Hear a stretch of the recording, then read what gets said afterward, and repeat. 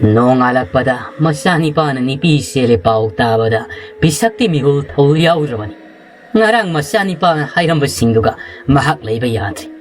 Nipi duna Leikham oiram labadi makhoi gi imong di pungloi loi dauribani.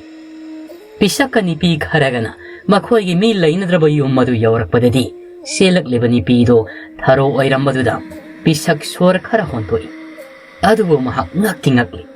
Nongmata masanipa na tharo pamjabugi wa nongmata haikidabani. Leikham ta shonuna ta leiba masana taurak liba mata wasida bisakti yamna ngaksanarami. Basanta mama lakpadagi mafamdo thadokuna fingna thokhirami. Bisak masana thokriba sakta maduda gariguma thawdok kharadi thokle haiba khangli. Masimakna tharodo onchinduna tapna wa hanglai. Tharo inedi ngaklene ngasigi matawse nati nangbu nasana yana basantagi matung ilaklibro. Natragana isani pa na nangbu nampu hapu tawraga puraklibra. Siyang nahayuse ineda koigano. Isagi wa taragane ini hoi shu khong thangadawribani. Tharo kapli thokhiba thawdok pumbado bisakta loina maktam. Leikhamu fanaba tawbada shoibadagi mahapu oina basantana pharaga purakpa mayamado setnana bisakta tamnami. Bisak matha sari mahak masani pabusu haningba haibado oirabani.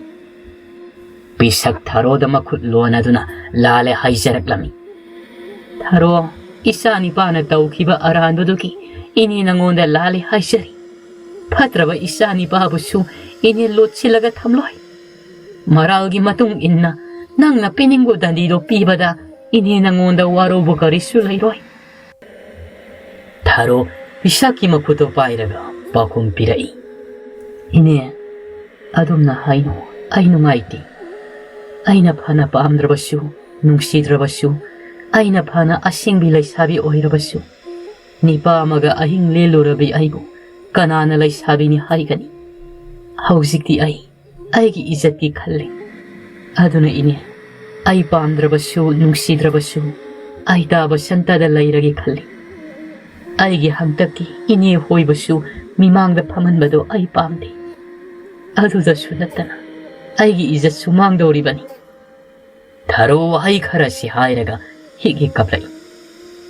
Bisak tharo na makhoigi damak khanbiba matausida tharo bu yamna nungsibana loikri. Kapliba tharo bu bisak na themjin pirai. Tharo kapkanusi isana ngasi aikhoigi mai ngak libase ima hoina nangi lamal tolabanine. Kapkanusi satnaba tausi matamse thengli. Nabasu na khoigi yumdane pau hanba amuk satoini. Lao. Tharo su basantagi mayumda puraki. Thoinu mabungna tharo selakpaduda masungai. Adu mahak tharo da kaungangbadi taudi. Nahan tharo na mahaki mamaida kupakna tharaga tanthoraki sauninglibani. Mayumda thawdok thoklibaduga yauda ayuk sak tokpaga madi amuraigi manakta satkri. Somdana nungthelgi matamsida Korau mama masado Leikham gi manakta Leikham da sananaba asa athak harasu puraga laklam. Ibenu sumangde leptuna Leikham bu kaurei. Ibe ama Leikham tabro nangbo ima khoila iye. Leikham su mapalda kaudu taraduna soli mahaksu thoraklam. Mapanda korau gi mama masana leplam badu uraduna nukmi hai. Ima la iro Tagorau kakhalao pidasida pamse. Ibenuna. Ima se ngasi nongini se isagi manakta lakpa khngkhidre. Thabak sinmandana isana warawramba tare haiduna ngasi hekta laklabani. Leikham tapna khumai. Ima karigi warawdoino ai karisu warawdeda. Tagorau su aigi nakta toina laklaga aibu yangsinbiri. Ima hoinane aibu nungsiba matawsi uraga ai siba ngamdabani. Ima hoi leiramdrabadi aigi thawaise nahana tharambasu yai. Leikham mapi ira thangai. Korau Leikhamda nungsi misayda sayai. Leikham nangai saurakani ko. Adumu wado aina haigano haiba natro. Nangsi aigi thamoi sokadaba wa yamna hai. ꯑꯩꯒꯤ ꯀꯔꯤꯁꯨ ꯈꯟꯗꯕ ꯃꯥꯜꯂꯤ ꯏꯕꯦꯟꯅꯨꯁꯨ ꯂꯩꯈꯝꯒꯤ ꯃꯀꯣꯛꯇ ꯅꯥꯟꯊꯕꯤꯗꯨꯅ ꯅꯨꯡꯁꯤꯅ ꯍꯥꯏꯔꯛꯏ ꯂꯩꯈꯝ ꯏꯃꯥꯒꯤ ꯏꯕꯦꯝꯃ ꯅꯪ ꯃꯇꯨꯡ ꯃꯅꯥꯎ ꯑꯗꯨꯝꯅ ꯍꯥꯏꯒꯅꯨꯀꯣ ꯅꯪꯒꯤ ꯏꯃꯥ ꯍꯣꯏ ꯂꯩꯔꯤ ꯅꯪꯒꯤ ꯋꯥꯈꯜ ꯑꯋꯥꯕ ꯈꯟꯖꯤꯟꯒꯅꯨꯀꯣ ꯈꯔ ꯂꯩꯔꯕꯗꯤꯅꯦ ꯅꯪꯁꯨ ꯁꯤꯗ ꯅꯊꯟꯇ ꯊꯝꯂꯔꯣꯏꯗ ꯑꯩꯈꯣꯏꯗ ꯑꯣꯏꯅ ꯂꯩꯔꯒꯗꯕꯅꯤ 이내에게 사히 고몬시 헥 로이바가 고라우나 바니수 루홍다우라바니 라이캄 쿰락디 이베노기 와두다 마디 이까이 크라바니 마마이도 수눈 갓방암다 룩타두나 마콧 쿠비아니에도 딱나두나 라이 이베노 마짜니 바드 온신두나 아무 하이레이 고라우 낭 이베 마강에 학라이라모 이마 샤쿰다 쌍나가냐 라이캄기 아왓 아바 카직데 옌로게 kaithil masadagi laibiruge laikham taha yai yarani ima laidrabasu ima wanabani nungsa marak sida satlaga ibenuna yade laisabi masa nangna kaithil masadagi ngayak laita po laibado ima nungaite aduna ne ai laklingai sida nangi awat apa khudingmak lairamge koiroida ima thuna lake ko Ibenu imung sangduna laikhamgi awat apayi machani pana toina satuna awat apayeng silabasu madini pani siguma sakhumgi awat apa siri makhoina khangdabanina awat pa kharadi lairami ibenu kuina pantharamda kaithel masada amuk satkhe koro laikhamda yengduna wari saba hori laikham nangna sadu yamna sonjilli 한덕세 샤브 탁바 쌍나이나 샤브라 아이디 사람도 만데보 라이캄나 사이 고칼 누가이다바기 손진보 어이랍니다 가리수 칼루노 카라라이라가 아둠 가제라카니다 고라우 라이캄기 와도 야닝다 쿠마이 싹디 바제나 사드나 그마이나 바룩도이노 아이 캉이 nang handak sak inti nangai na sadi haiba nasado su yadri ipa pasali hanadagi kharaga paraga lay ayeng bangamdri ko ayeng ngai khoida laklaga adumaini yang kangladi mina nokna khini aduna ne sa khara yamna saraga ne hausiktagi noina ba tawsi ko laikham thawai tana noklai goraugi waduda gorau su laikham na nokpu uraga matha moi pena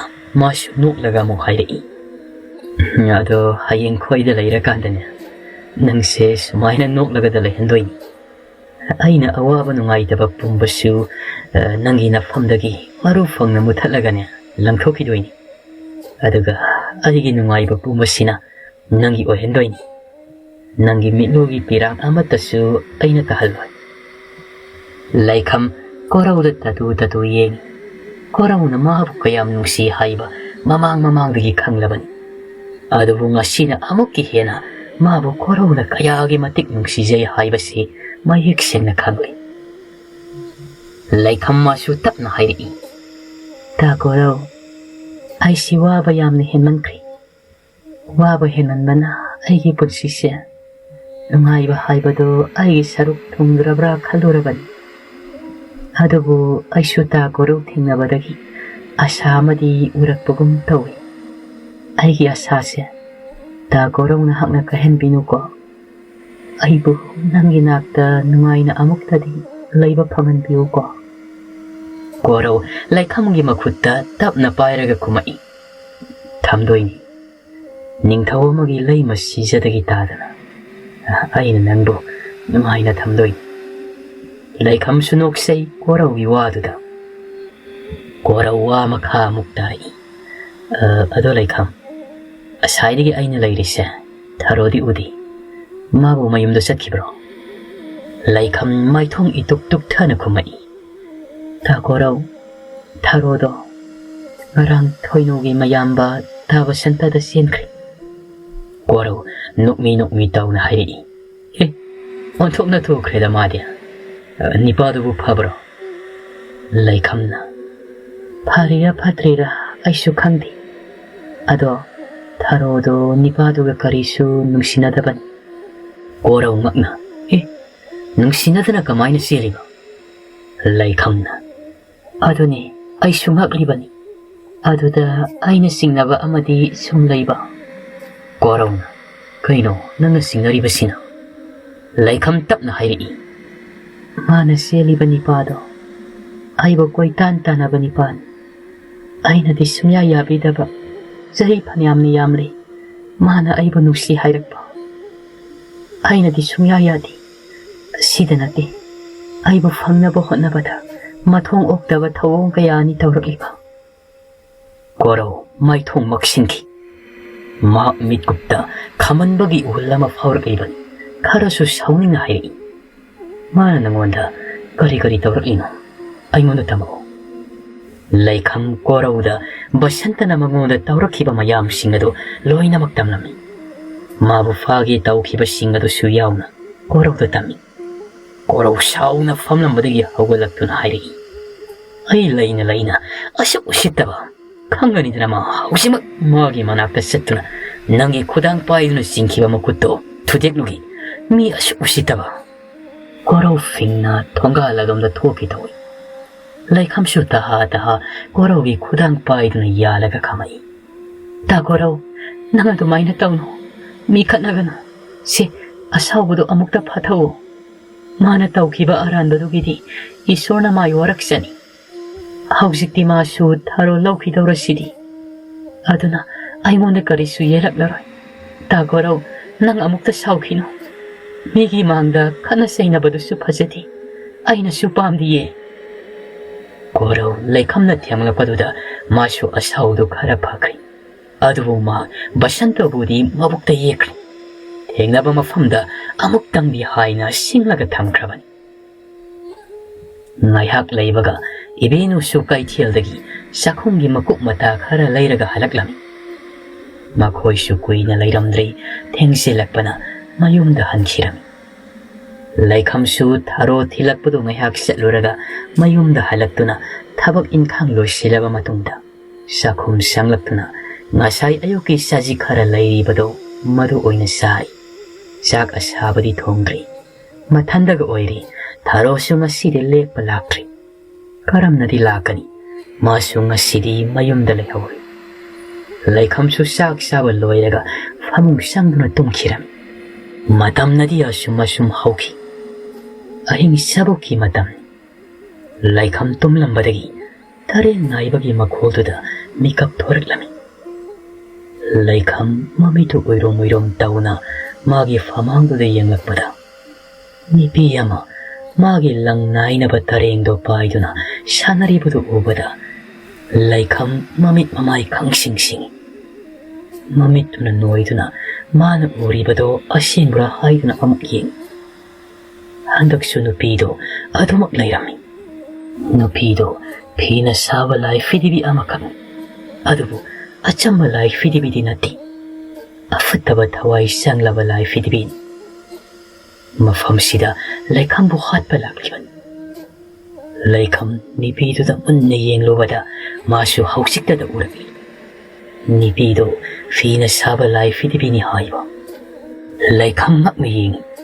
Angang nupi masana pairaga sanaba lai fidibi machanati mana uriba sidi. Asauba maga sauba manaba lai fidibi aduni. Aduga lai fidibi yamana. Ahing mami yamagumna tawriba matawduda Leikham kiramdabadagi sumsum kisalakli. Asumna Laidhida yengthun leiringay. Taring naiduna sanara malay fidibiyadasu Leikhamna tumliba famung maduda mamay onsilaktuna yengakli. Leikham mamito kangui usali makiman manakapli. Yumsida matantani lairibasi. Mayag asida mana sondaba lai leitri. Laidhiyadasu Leikhamda yenglaga masin paina nokli hayaga kudaksida mangkiram. Leikham hausik sumumit panglakti famungduda kina tasindun hibli. Asumna lairingay khanghauti mana tumliba famungdo kanna khanglik ektamak niglaklam. Leikham kiduna lairambaga asumna famung niglakpasidadi pakatna khanglaw laurai. Abok ay kiye abok. Leikham mahakna lawagpudo taraga khonse lamana noklaga hairi. Aidi nang natum sinakibado uhawi.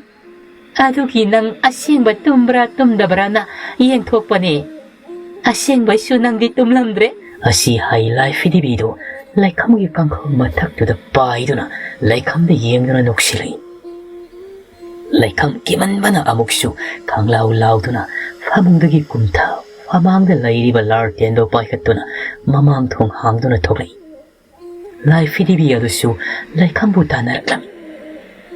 Leikham thongjilda theliba kangseido lamduna lauri hairaga makuta sena pai kapna tharo hoi tana selaklam.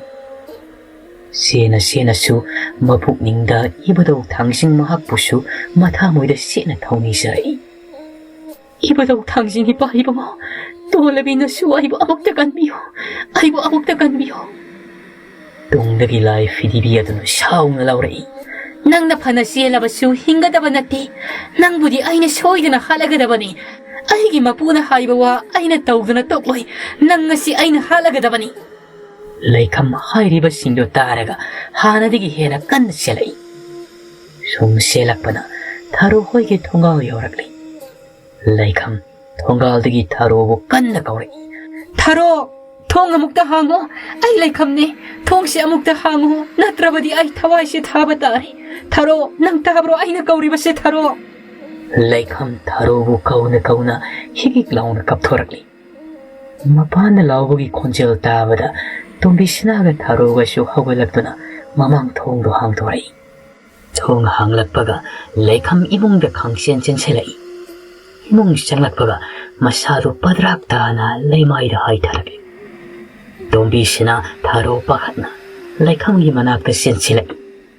Tharo matabu mahakna konkhat piraga hairai. Ita nang kaidorage se nang kaidorage Numidang sida nang natawrakliba matawsibo nati nangonda kanana kari tawraklibano aingonda hayusi. Leikham gyan mangwa makti oidabana tharo na nganglibado tai. Masu tharo gi pakhum pige tawbaga hanglaga lairiba thongadogi mapanda makhwang metli hairega sauna mangonda yengnu lepliba life dibido Leikham na uri. Leikham kina amuksu lauduna thongdo khangting tingzali. Makimanmana masado tasinduna kaptuna lai. Tharoga tombisnaga ringaklabani Leikhamgi ngasigi matawsida.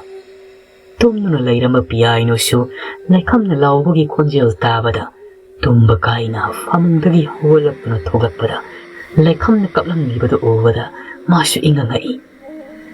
Tharo matana masa tasin kaplibada ubada tapna thembiduna wa hanglai. Tombisna su Leikhamu themjinbirei.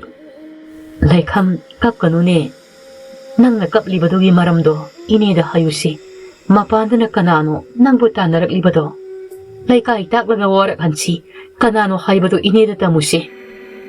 Tharo su Leikhamgi pirangdo makhuna taithopiraga hairei. Sita hayusi mina itada usitaba yaba nati nangidamak ai lairibasidi. Ai lairingai kanamtana itagi tubum nama sokpa yaroi.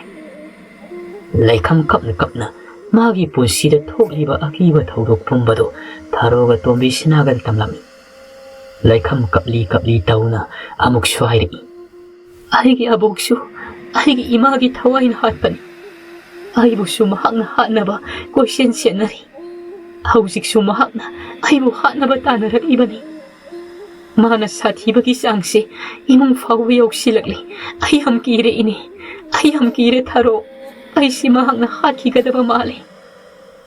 Tombisna tharo su Leikhamgi matawsida nuaitabana loi. Tombisna na sauningna hairi. Nangi imado mana sikhibado aishu khangawi. Afaba nupi nati amado maha uktabige maram chatchatpi isorna su laireibakta su changhalamoyama. Tombisna tapna wa makha tarai.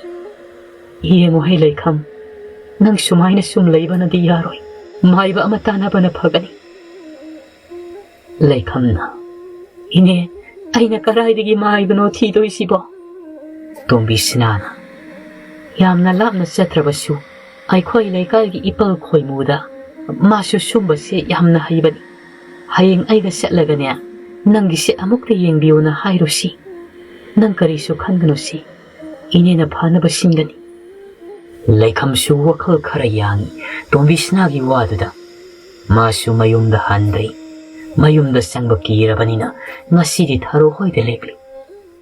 Leikhamgi yum manungda leiramliba, fattaba thawai sanglaba lai fidibido, kanana thasilakano, aduga yumlaina karamna mapalda thokriba. Leikham mahaknadi, Laidhida saklon yambi, nungsitongi thawaini haidana lairi. Adubu nati, lai fidibi adudi, nungsitongi thawai nati. Thawdo khara hankan laksi. Thoinu ngarang amuraigi mayumda setuna, amuraiga wa kayamu sutani, korobu fana ba haiduna. Amuraina, thoinua, nangini base, pabudi pabiragi, ado nangonda wa khara haigi. Mahaina pabani base, koina sati. Tha khara sahi kharadi nangmo nungsiramgani. Adubu thariba Potsem sinamaya kisam tharaklaba matamdadi. Nangbu mahakna hanni yengningakloi. Nangbu tukatjarakani. Masini aina nangonda hainingba haibabu. Thoinu thawa sadu kumai. Mayak loirabasu amuk semjilaga loire kaino. Amuraina. Hoi adubudi yai. Aduda aidi khara lairagane yum hongkrani. Mafam sulapi singdan. Nangta sana zawbugi thabak supam aduaida. Nangbu adu tana lakpa ngamgadro. Nangna aigi naktabu laklingai nupadudi mahakna nungsijari pigi manakta setkrani. Thoinu shauna hairi. Adu oiragana nipido aina hatpa taredana inama. Nang nipido hatpa ngamgadro. Hai inamagi sel matik sana pigi. Inamana aigi ningmase amukta thungalu. Amurai noklaga. Adudi aigi hainabi thabak ne. Selduda yamna piyu. Thabakine horildagi hekta hauge. Amurai harauna. Asengba roina ma. Amuraina. Nang hayeng aigi naktene saktoklaga lau. Thoinuna. Kaigino inama thabakti ngasi hauge haidaine. Aduga hayeng ayuk amuk tawrakliba sibo. Amurai thoinuda yengaga hairi. Ay horen athengbadane fattaba thawai ama kauraga phina saba laidi amadine magi thawaido hapsindoini nipido halangadoribani. Thoinuna aduina ma thawaiduna yadrabadi. Amurai noklaga. Thoinu aina hairiba mahaise araiba nateni. Aina haibaduda nang to. Nangna hayeng lai fidibido tanja yenglaga nipido gay mayumda sanglagane laining thawkada mina uroidaba mafam amadane thamsilamu. Madudagi thabak adu mai paklagadabani. Thoinu su hoi hairamlaga mayumda harauna hankri. Nonganbaga mabungna nupi selakliba kado thawa sharamda magi thabak pangthoknaba amuraigi mayumda laklaga lai fidibido puduna Leikhamgi yumda laki. Phungga anda ibinu su thengnei. Ibinu nadi thoinu uramde thoinu khak uhawbani. Noktana wari saribadu ubada manglom nadi sangba yaroi khangbadagi migi yum phawraga laklaga Leikhamgi maning thongadom sangakhibani. Thoinu gi laibak fabana maning thongdu su hangduna leiramki. Thoinu sa prak imungda sangaklaga sinarakpa thabak khodingmak mai pakna pangthoklamlaga mai thongda hawtaba minok amaga noklaga mayomda tuminna hankibani. Mahakna lai fidibido thamlambadagi yumlai oibasu yungi mapalda thokrabani. Thoinu mapukningda tumin yamna pena sonkibani. Leikham nangna aigi lambide yetpana nangi naral oibani. Nang aibudi waraugano. Aigi ningbasi thongdaba yade. Aita warauba aigi oidaba yade.